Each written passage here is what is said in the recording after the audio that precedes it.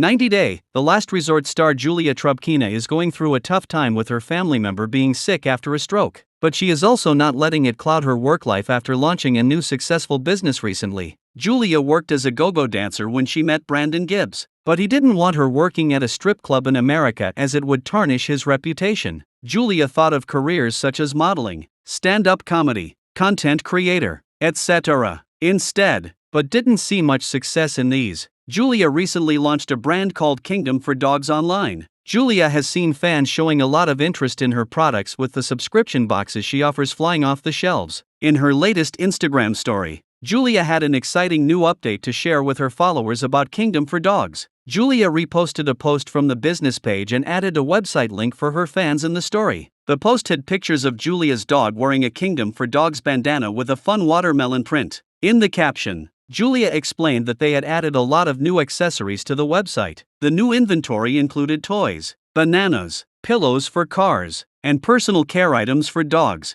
Julia is currently a part of 90 Day, The Last Resort Season 2. Julia and Brandon were last seen in 90 Day Fiancé, Happily Ever After? Season 7, followed by a few episodes of the previous season of 90 Day Diaries. Julia and Brandon seemed to be facing ups and downs in their relationship during the years they were not on TV, but they made sure they were only teasing the problems and not confirming anything, keeping fans guessing about whether everything was all right. Julia may have seen this as a social media strategy to keep her followers invested in her content and keep up the engagement rate. Julia hadn't been able to leverage her social media like most other cast members. For instance, like Jasmine Pineda, who has become a brand ambassador for a major brand and also collaborates with other businesses. Jasmine also makes an income on platforms such as Cameo and OnlyFans. However, Julia could only crack the code 5 years after she came to the US. The fact that Julia did not have work had affected her marriage too. While Brandon didn't want Julia working in a club, he wanted Julia to have a job.